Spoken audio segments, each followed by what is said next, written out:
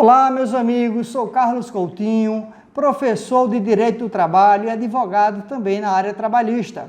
Venho trazer para vocês algumas informações importantes que estão previstas na medida provisória de número 927, de 22 de março do ano de 2020.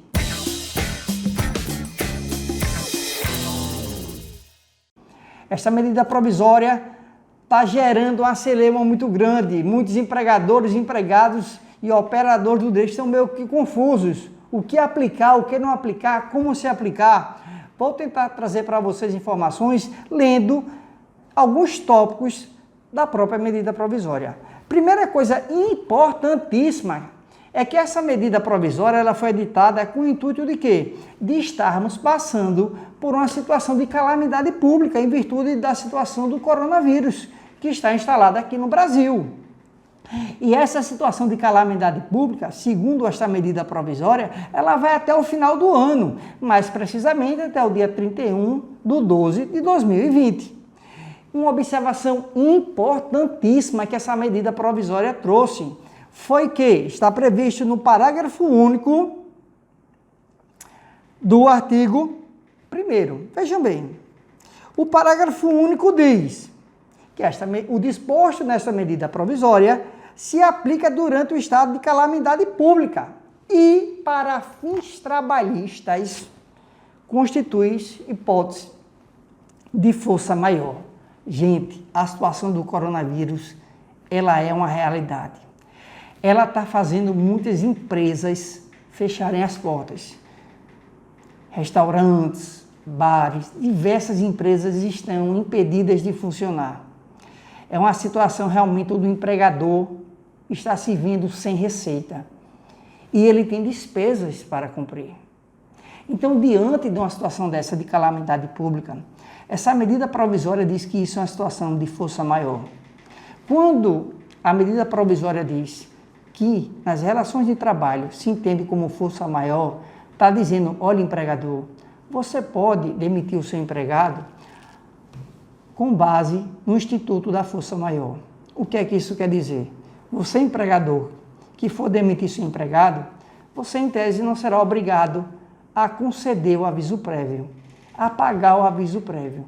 E aquela multa de 40% do FGTS, ela cai pela metade, cai para 20%. Essa informação, empregador e empregado, você, operador do direito, tem que ter em mente. Estamos diante de uma situação de força maior na esfera trabalhista. A própria medida provisória 927 trata sobre isso. Uma outra observação importante, a medida provisória em comento, ela tentou trazer uma força maior à vontade das partes. Aquele acordo individual escrito entre empregado e empregador deverá prevalecer sobre o que está estabelecido na lei e em negociações coletivas, exemplo de acordo coletivo ou convenção coletiva, respeitando sempre o estabelecido na Constituição Federal.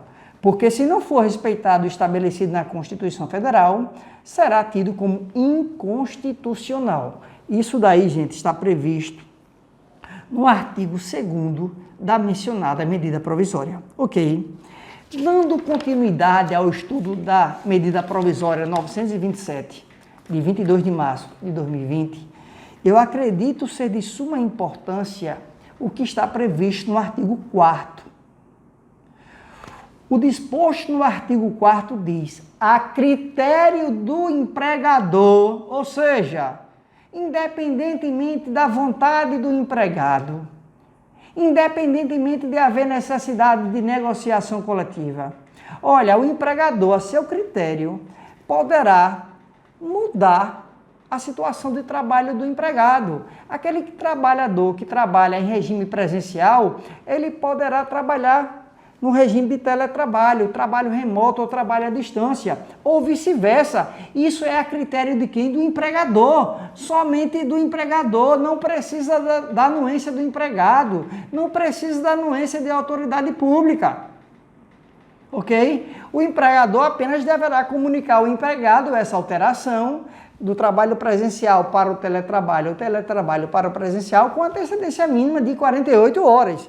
É o que está previsto no artigo 4º. Vou ler de forma sucinta.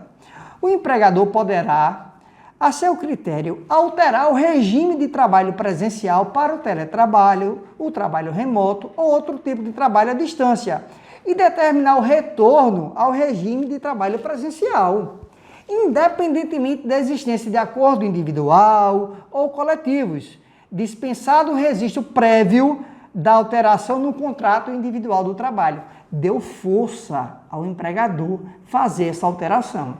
Essa alteração, ela só depende do critério do empregador.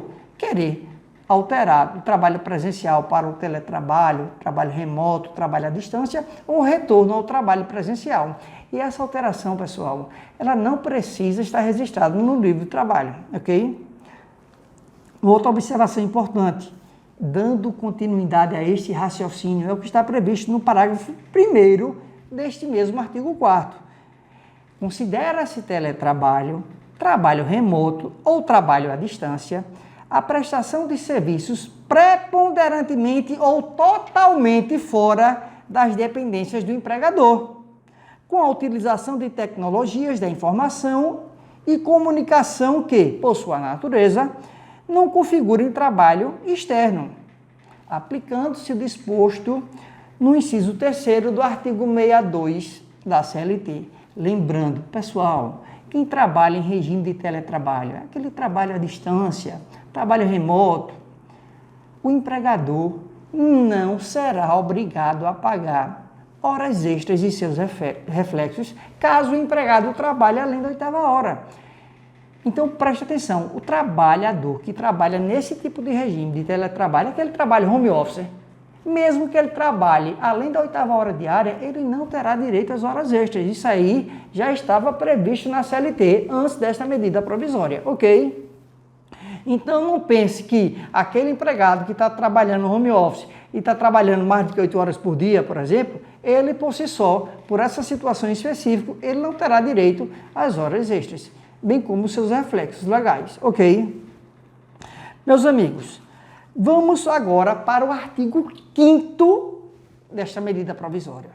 Esse artigo 5º vai trazer a informação de que a hipótese de trabalho remoto, à distância, o teletrabalho, se aplicará também ao estagiário e ao aprendiz. Olha o que diz o artigo 5º. Fica permitida a adoção do regime de teletrabalho, trabalho remoto ou trabalho à distância para estagiários e aprendizes, ou seja, estagiários, aprendizes, vocês também poderão trabalhar em regime de teletrabalho, em trabalho remoto, em trabalho à distância. Ok? Amigos, passando para um tópico importantíssimo. A medida provisória trouxe alterações significativas no que tange às férias. Nós que trabalhamos com o direito do trabalho, você empregador, você empregado, você estudante de direito, vocês têm conhecimento de que quando o empregador quer comunicar ao empregado que ele irá usufruir as férias, esta comunicação das férias individuais deverá se dar de forma escrita com antecedência mínima de 30 dias.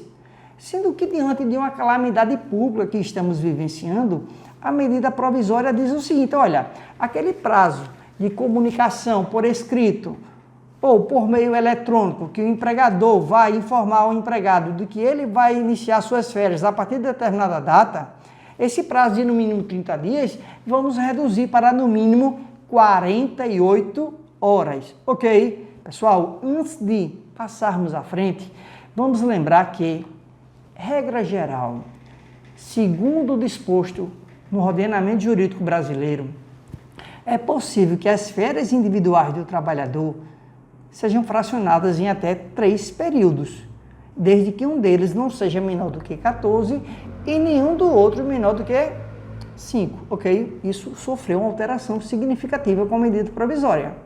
A medida provisória, nós vamos ver, diz que as férias poderão ser fracionadas em tantas vezes quantas forem necessárias, desde que o tempo mínimo de cada um desses intervalos não seja menor do que 5 dias.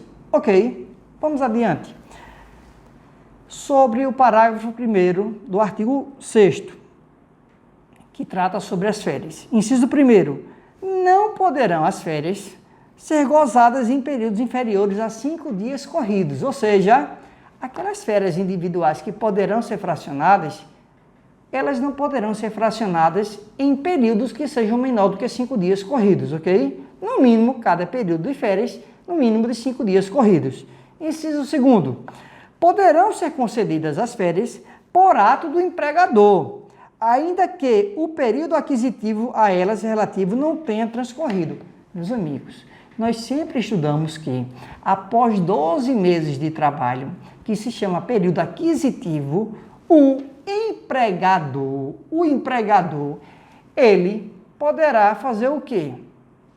Conceder as férias nos 12 meses seguintes, que se chama período o quê? Concessivo.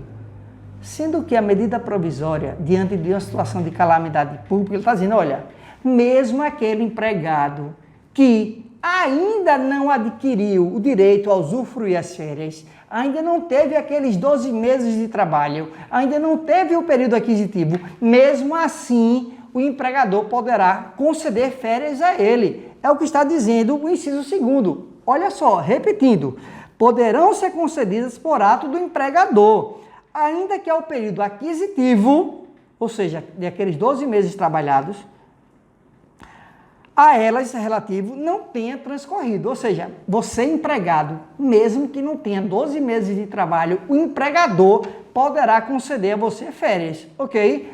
Diante do estado de calamidade pública que estamos vivenciando. Ok, pessoal? Uma outra observação importante, parágrafo 2º.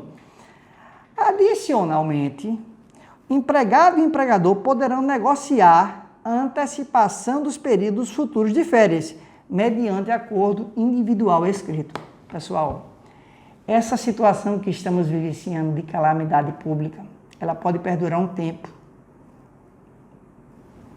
É um tempo que pode ser superior a 1 mês, 2 meses, 3 meses. E diante de uma situação em que o empregador se veja obrigado a não funcionar ou está passando por uma situação econômica muito difícil em virtude do coronavírus e seus reflexos, o empregador com o empregado poderão negociar o quê? Olha, as férias que você teria direito a usufruir no ano de 2021, no ano de 2022, por exemplo, vamos antecipar para agora. Você vai usufruir agora, empregado. E lá na frente, em vez de você usufruir, você compensará com a que já usufruiu. Isso em virtude, pessoal, da calamidade pública que estamos vivenciando. O parágrafo 3º também traz uma informação importante. O parágrafo 3º do artigo 6º da medida provisória. Os trabalhadores que pertençam ao grupo de risco do coronavírus, ou seja, aqueles trabalhadores idosos, portadores de doenças crônicas, serão priorizados para o gozo de férias, individuais ou coletivas, nos termos do disposto neste capítulo, no capítulo 4. Gente, é o seguinte, aquelas pessoas que estão mais vulneráveis ao coronavírus, os idosos, portadores de doenças crônicas, essas pessoas terão prioridades no direito de usufruir as férias em relação aos outros trabalhadores. Isso é de suma importância. Isso é para garantir o quê? A vida, a saúde dessas pessoas mais vulneráveis, que, estando trabalhando, poderiam estar expostas a um risco maior de morte, de adquirir, por exemplo, o coronavírus. Eu não estou dizendo que quem vai adquirir o coronavírus vai morrer, não, de forma alguma. Eu estou dizendo que poderá morrer em virtude do coronavírus, ok? Meus amigos, o artigo 7º desta medida provisória também trata sobre férias e trata de um assunto que é de suma importância, onde você, empregado, e você, empregador, também deverão ter conhecimento. Olha só, durante o estado de calamidade pública, que eu falei, que corresponde até o final do ano, até o dia 31 de dezembro de 2020, o empregador poderá suspender, isso é importante, o empregador poderá suspender as férias ou licenças não remuneradas dos profissionais da área de saúde ou daqueles que desempenham funções essenciais, mediante comunicação formal da decisão ao trabalhador, por escrito ou por meio eletrônico, preferencialmente com antecedência de 48 horas. O que é isso? Eu sou empregador. A minha atividade é essencial. A minha atividade está relacionada à área de saúde. Eu tenho empregados que estão de férias. Eu tenho empregados que estão em licença remunerada. Eu comunico a ele por escrito, com antecedência de no mínimo 48 horas. Olha, volta para o trabalho. A sociedade precisa de vocês, porque vocês trabalham na área de saúde e em serviços essenciais. Então, mesmo que vocês estejam em férias, vamos suspender essas férias, porque a sociedade precisa muito de vocês. Vocês são essenciais. Ok, pessoal? Pessoal, o artigo 8º desta medida provisória também é de suma importância. Também trata sobre as férias individuais. Vejam bem. Para as férias concedidas durante o estado de calamidade pública, que eu disse até o dia 31 de dezembro de 2020, o empregador poderá optar por efetuar o pagamento adicional de 1/3 das férias após sua concessão, até a data em que é devida a gratificação natalina. Meus amigos, vocês que são empregadores ou empregados ou estudantes de direito, vocês sempre estudaram o quê? As férias, que equivalem ao valor da remuneração mais um adicional de 1/3, deverão ser pagas até 2 dias antes das férias serem iniciadas. Presta atenção no que está dizendo a medida provisória. Olha só. O empregador poderá optar por pagar esse adicional de 1/3, sabe quando? Até o dia 20 de dezembro. Porque até o dia 20 de dezembro é quando se paga a última parcela do 13º salário. Olha só. Aquele 1/3 constitucional de férias, empregador, você que está passando por um momento difícil em virtude da economia provocada pelo coronavírus, você poderá pagar aquele 1/3 de férias, não mais obrigatoriamente até 2 dias antes das férias iniciarem. Vocês poderão pagar esse 1/3 até o dia 20 de dezembro, ok? Continuando. Parágrafo único. O eventual requerimento por parte do empregado de conversão de 1/3 das férias em abono pecuniário estará sujeito à concordância do empregador. Gente, outra alteração importantíssima. Quando vocês estudam a CLT, a Consolidação das Leis do Trabalho, ela diz que se o empregado solicitar ao empregador até 15 dias antes do término do período aquisitivo que ele compre 1/3 de suas férias, o empregador era obrigado a comprar. O empregador agora compra se ele quiser. Se ele quiser. Lembrando, gente, uma coisa. Lembra quando eu falei para vocês que o valor das férias deverão ser pagos até 2 dias antes das férias iniciarem? Lembre-se, mudou. 1/3 das férias poderá ser pago a critério do empregador até o dia 20 de dezembro, porque até essa data que se paga a última parcela do 13º salário.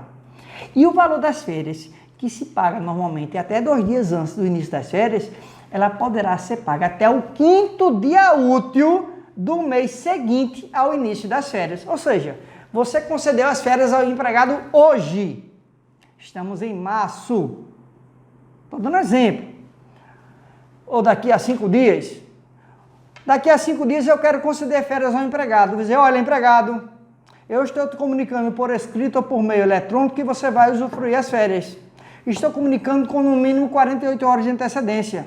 Mas eu não sou obrigado a te pagar as férias até 2 dias antes das férias iniciarem, não. Eu posso pagar até o 5º dia útil do mês seguinte. O mês seguinte vai ser o quê? O mês de abril. E 1/3 das férias eu vou poder pagar até o dia 20 de dezembro. Isso veio fazer o quê? Tentar possibilitar com que o empregador, diante dessa grave situação econômica, onde teve uma diminuição drástica em sua receita, ele tenha condições de cumprir com suas obrigações trabalhistas. Está se priorizando, pessoal, a manutenção do emprego do que a demissão em massa que poderia ocorrer. Salvo entendimento em sentidos contrários, eu respeito o entendimento de todos. Muitos criticam essa medida provisória, outros são a favor. Pessoal, não estamos aqui para discutir política, estamos para debater o que está aqui na medida provisória. Se ela é benéfica ou não, se você é a favor ou não, é uma questão subjetiva sua, ok? Dando continuidade, o artigo 9º desta mesma medida provisória diz o que eu mencionei há pouco, que poderá ser efetuado até o 5º dia útil do mês subsequente ao início do gozo das férias, ou seja, o pagamento das férias não mais será obrigatório até 2 dias antes do início das férias. Ela poderá ser feita até o 5º dia útil do mês seguinte ao início das férias. Então, empregado, você que começou as suas férias em abril, o empregador tem até o 5º dia útil do mês de maio para pagar as férias. Lembrando que 1/3 ele poderá pagar até o dia 20 de dezembro. Ok, pessoal? Artigo 11 e seguintes. Esses artigos vão tratar sobre as férias coletivas. Nós sempre estudamos que as férias coletivas, o empregador, ele poderá conceder as férias coletivas a todos os empregados ou a grupos setoriais de empregados, comunicando previamente ao sindicato e às autoridades com antecedência mínima de 15 dias, por escrito. Esta comunicação agora não será de no mínimo 15 dias e não será mais ao sindicato e ao ministério. Será quem? Ao próprio empregado com antecedência mínima de 48 horas. Lembrando, de forma escrita ou por meio eletrônico. Vamos ver o que diz o disposto no artigo 11, de forma sucinta. Durante o estado de calamidade pública, o empregador poderá, a seu critério, conceder férias coletivas. Férias coletivas poderá ser férias para todos os empregados ou alguns empregados de alguns setores da empresa. E deverá notificar o conjunto de empregados afetados com antecedência de no mínimo 48 horas. Não aplicáveis o limite máximo de períodos anuais e o limite mínimo de dias corridos, previsto na CLT.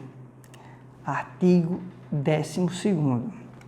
Ficam dispensadas a comunicação prévia ao órgão local do Ministério da Economia e a comunicação aos sindicatos representativos da categoria profissional. É o que eu falei. A comunicação das férias coletivas agora são feitas para os próprios empregados, de forma escrita ou eletrônica, com antecedência mínima de não mais de no mínimo 15 dias, de no mínimo 48 horas. Artigo 13, importantíssimo.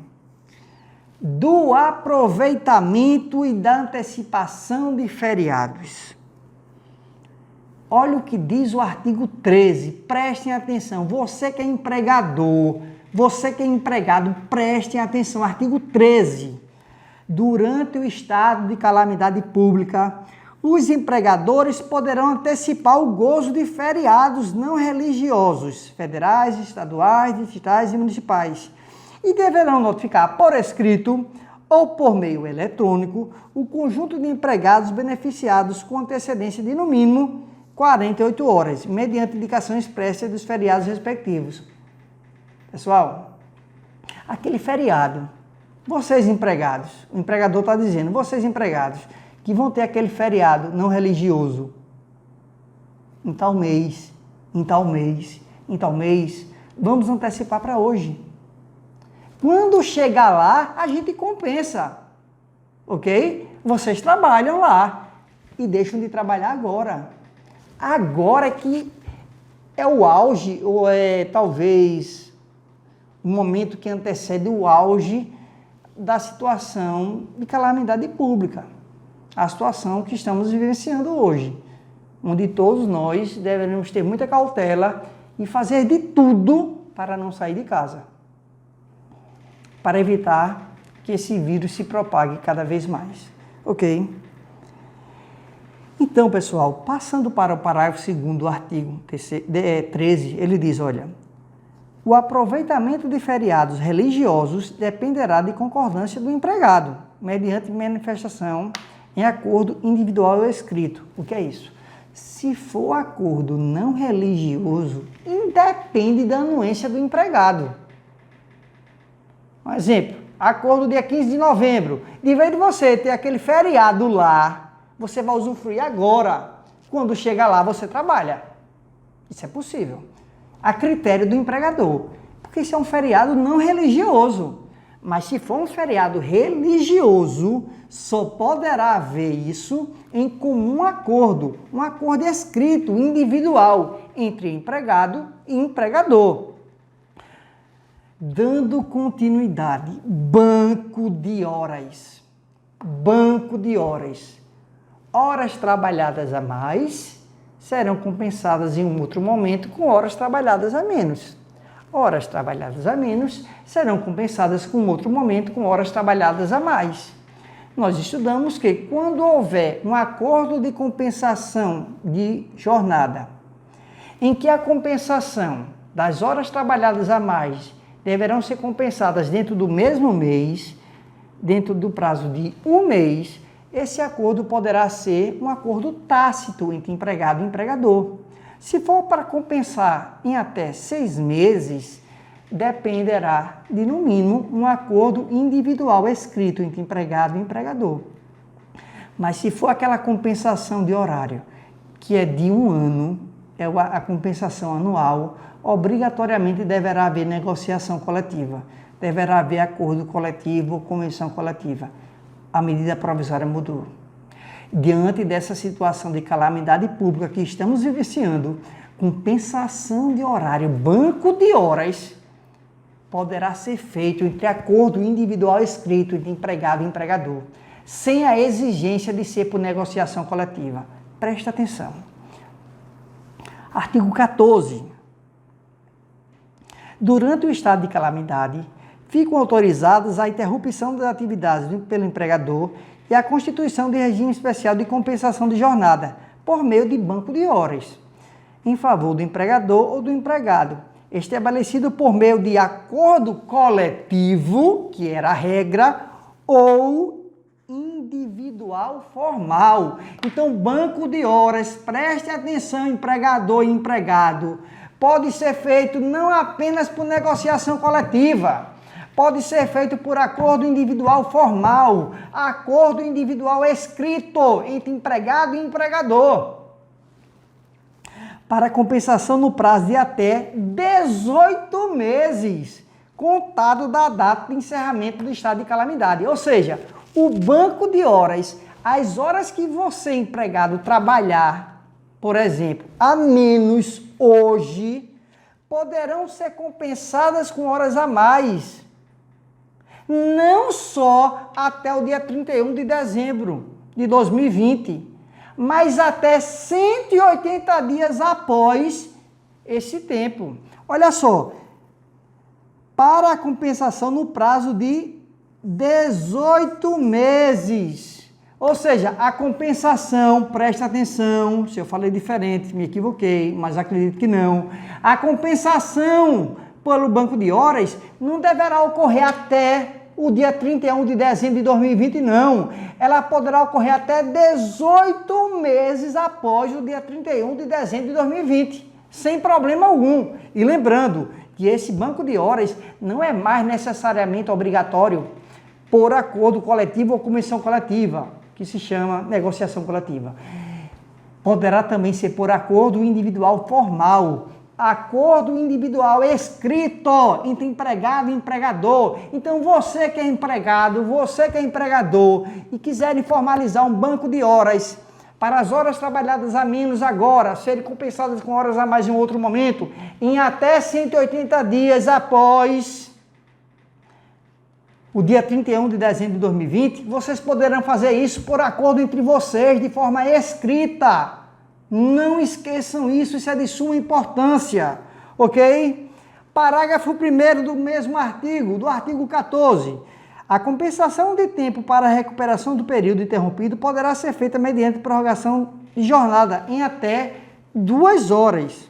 Isso é o normal. Não poderá exceder até 10 horas diárias. Pessoal, se você trabalhou a menos, você futuramente, em virtude do banco de horas, vai trabalhar mais, respeitando até 2 horas a mais por dia e o limite de 10 horas diárias. Ok, pessoal? Parágrafo 2º, sobre também compensação de jornada. A compensação do saldo de horas extras poderá ser determinada pelo empregador, independentemente de convenção coletiva ou acordo individual ou coletivo. A compensação do saldo de horas poderá ser determinada pelo empregador. Olha a força que o empregador está tendo, independentemente de convenção coletiva ou acordo individual ou coletivo. O empregador tem essa força agora. A medida provisória concedeu ao empregador essa força, esse direito, ok? Gente, isso aqui é de suma importância também. Eu não poderia deixar de trazer para vocês. Olha só, o artigo 15 trata sobre a suspensão, presta atenção, a suspensão de exigências administrativas em segurança e saúde no trabalho. Meus amigos, olha o que diz o artigo 15. Durante o estado de calamidade pública, que vai até, repito, dia 31 de dezembro de 2020, fica suspensa, presta atenção, empregador, se liga, fica suspensa a obrigatoriedade de realização dos exames médicos, ocupacionais, clínicos e complementares, exceto dos exames demissionais. Então, pessoal, está suspensa a exigibilidade de exames periódicos clínicos, salvo exame demissional. Então, você empregador que tem um exame periódico para fazer, fica tranquilo. Durante o estado de calamidade, está suspenso essa exigência. Ok? Poderá fazer depois. Você só será obrigado a fazer o exame demissional. Mas a própria medida provisória traz uma exceção a esta obrigatoriedade de permanência de se fazer o exame demissional. Vamos ver. Parágrafo 1º. Os exames a que se refere o CAPT serão realizados no prazo de 60 dias, contado da data do encerramento do estado de calamidade pública. Ou seja, aqueles exames periódicos clínicos que não foram realizados poderão ser feitos até após o dia 31 de dezembro de 2020, dentro do prazo de 60 dias. Continuando, preste atenção. O exame demissional, aquele que eu mencionei há pouco, que a medida provisória diz que esse sim é obrigatório, olha o que ela diz depois. O exame demissional poderá ser dispensado. Poderá ser dispensado caso o exame médico ocupacional mais recente tenha sido realizado há menos de 180 dias. Vai demitir o empregado. Vê bem. Em regra, você não tem que fazer o exame demissional? Sim. Mas você, empregador, pode ser dispensado de fazer esse exame se houve algum exame ocupacional feito antes de 180 dias. Ok? Artigo 16 da medida provisória. Também se refere ao período de estado de calamidade pública. Fica suspensa, presta atenção, empregador, se liga.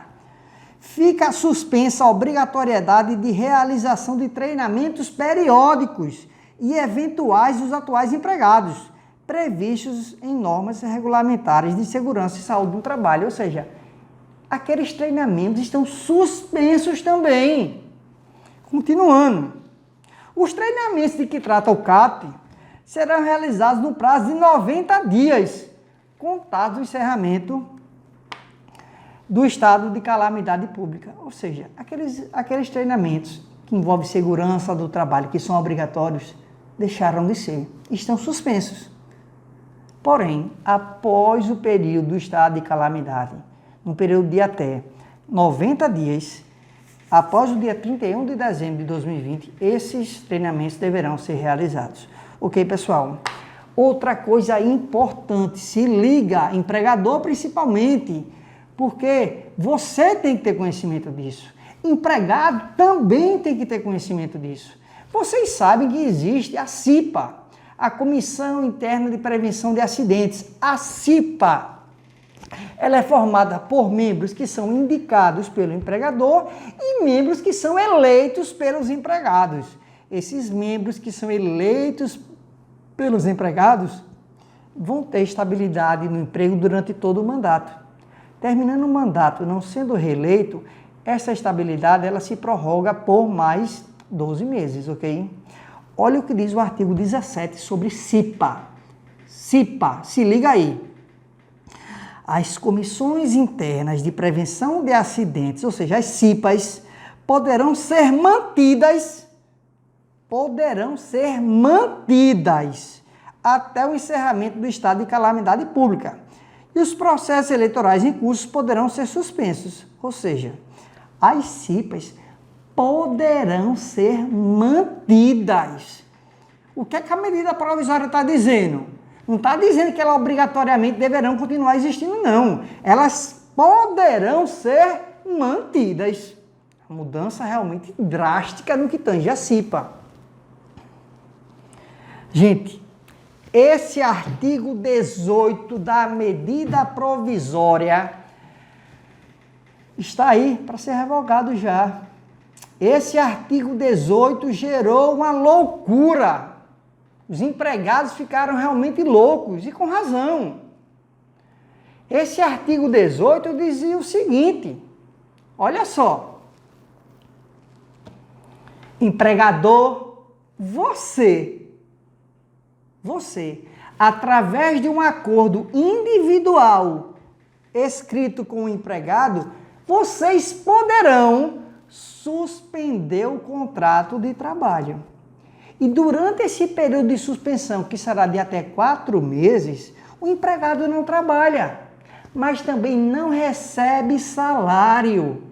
Você, empregador, dá alguma ajuda se quiser, e essa ajuda não tem natureza de salário. E o empregado, ele deverá, sim, obrigatoriamente, participar de cursos de aperfeiçoamento telepresencial.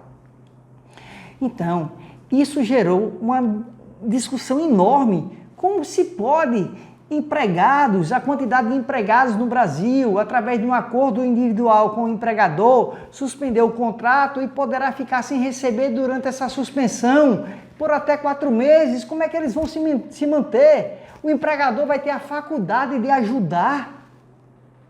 Ficaria difícil, isso geraria um caos. Tanto é que está para ser revogado, se não já foi revogado, esse artigo 18. Mas eu vou ler o que o artigo 18 diz. Olha só. Durante o estado de calamidade pública, o contrato de trabalho poderá ser suspenso pelo prazo de até 4 meses para a participação do empregado em curso ou programa de qualificação profissional não presencial oferecido pelo empregador diretamente ou por meio de entidades responsáveis pela qualificação, com duração equivalente à suspensão contratual. Aí vem o parágrafo primeiro, dizia: a suspensão de que trata o caput não dependerá de acordo ou convenção coletiva, ou seja, vai depender apenas de um acordo entre empregado e empregador. Poderá ser acordada individualmente com o empregado ou grupo de empregados, será registrado na carteira do trabalho, física ou eletrônica. Meus amigos, sinceramente, eu acredito que é de muita prudência revogar este artigo 18 da medida provisória. Imaginemos, esse artigo 18, ele traz a possibilidade do empregador, através de um acordo com o empregado, suspender o contrato de trabalho por um período de até 4 meses. Nesse período, o empregador vai disponibilizar para o empregado curso profissional de aperfeiçoamento. E nesse período, o empregado fica sem receber salário. O empregador poderá, a seu bel prazer, conceder algum auxílio que não terá natureza de salário. Eu fico pensando, como é que o empregado, minha gente, vai poder passar até 4 meses sem salário? Isso iria gerar um caos. Por isso que eu entendo, respeito as opiniões em sentido contrário. que esse artigo 18 ele deverá sim ser revogado. E acredito eu que já está revogado ou está para ser revogado. Eu estava vendo os comentários de alguns juristas sobre isso, inclusive sobre a revogação desse artigo 18, que eu acho de sua importância ser revogado sim. A gente não pode só olhar para um lado, tem que olhar também para o outro. Temos que ter uma balança, contrapeso, porque senão gera um caos. Olha o que diz o parágrafo 2º desse artigo 18 que eu falei. O empregador poderá, ele não é obrigado, o empregador poderá conceder ao empregado ajuda compensatória mensal, sem natureza salarial, durante o período de suspensão contratual, que será de até 4 meses, com valor definido livremente entre empregado e empregador, via negociação individual. Olha só, que situação o empregado ficaria? Podendo ficar sem salário por até 4 meses. Isso poderia gerar uma situação sem precedentes, sem precedentes. Acho muito prudente a revogação ou revogar esse artigo. Dando continuidade ao artigo 18, o parágrafo 5º diz, presta atenção, não haverá concessão de bolsa qualificação no âmbito da suspensão de contrato de trabalho para a qualificação do trabalhador de que trata este artigo. Meus amigos, para vocês terem ideia, antes dessa medida provisória, já existia a possibilidade de uma situação de dificuldade econômica, através de uma negociação coletiva, o contrato de trabalho ser suspenso por um período de 2 a 5 meses. Nesse período, o empregado ele teria acesso a cursos de aperfeiçoamento profissional, mas receberia uma bolsa que derivava do Fundo do Amparo ao Trabalhador. Essa medida provisória, nem esse auxílio o empregado teria. Então, é este um dos motivos de se revogar ou de estar já revogado esse artigo 18, porque isso vai gerar uma situação muito mais difícil para a parte mais hipossuficiente, que é o empregado. O empregado precisa do salário, precisa de uma renda para se sustentar e sustentar sua família. Tirar esse direito mais fundamental que o empregado tem é tirar até a possibilidade de viver, porque sem alimentos não há sobrevivência. Então, pessoal, eu acho muito prudente sim revogar esse artigo, se não já foi revogado, esse artigo 18 da medida provisória.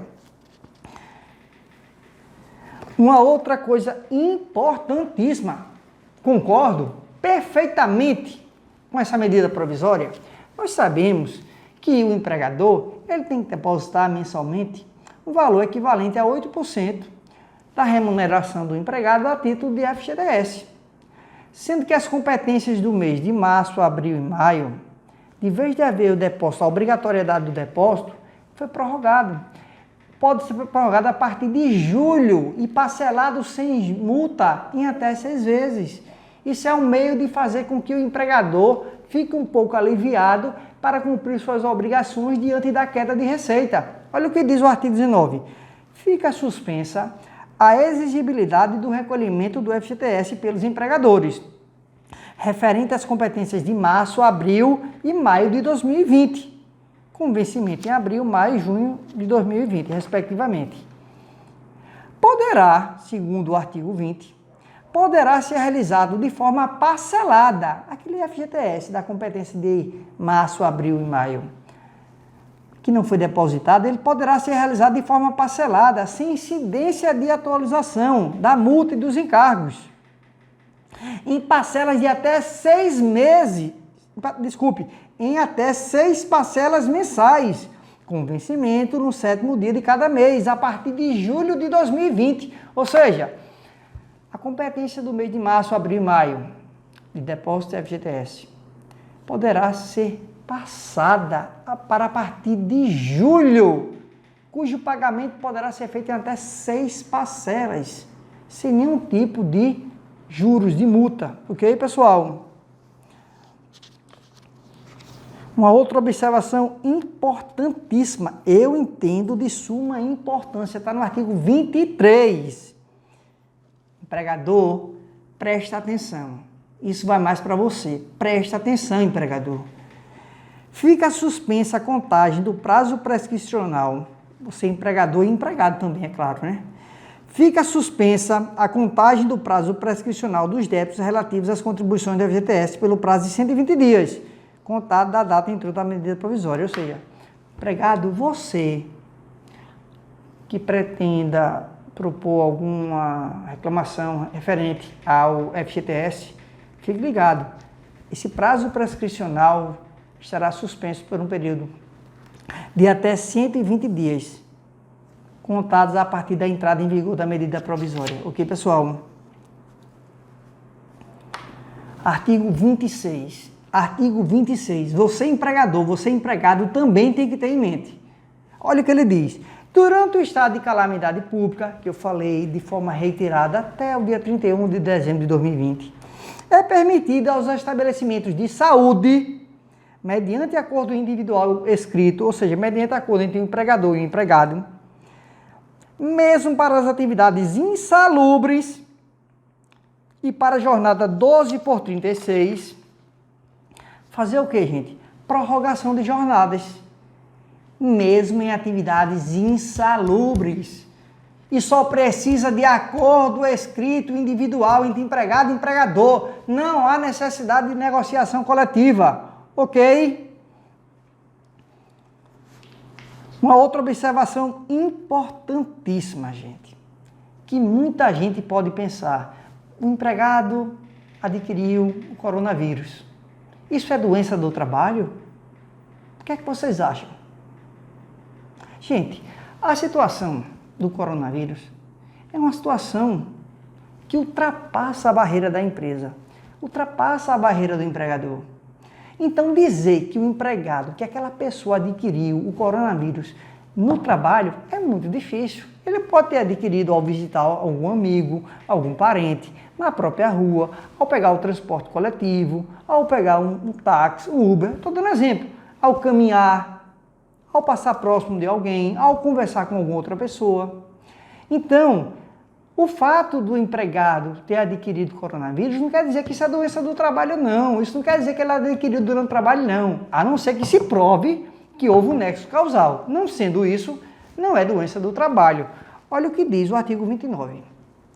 Os casos de contaminação pelo coronavírus, Covid-19, não serão considerados ocupacionais, exceto mediante comprovação do nexo causal. Se o empregado não provar o nexo causal, gente, não é doença do trabalho, ok?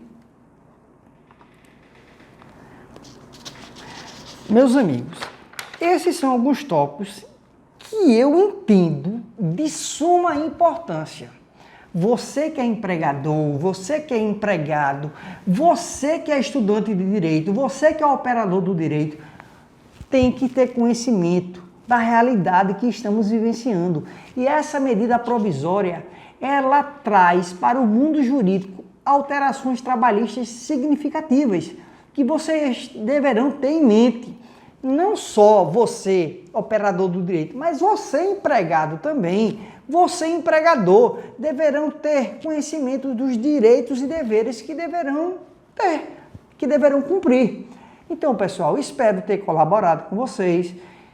Não dá para a gente abordar tudo em uma aula de tópicos importantes sobre a medida provisória. Talvez outras medidas provisórias venham surgir com o tempo, alguns artigos venham ser revogados. É uma situação muito nova, passível de muitas alterações, sim. Questões de constitucionalidade ou inconstitucionalidade deverão ser apreciadas futuramente pelo Poder Judiciário, mas é importante que vocês tenham conhecimento sobre esta medida provisória. Espero que tenha colaborado com vocês. Se vocês gostaram, dê o seu like, curta, compartilhe. Desejo a vocês sucesso e que passamos por essa situação de calamidade pública de forma mais célere possível. Que Deus nos abençoe. Um forte abraço.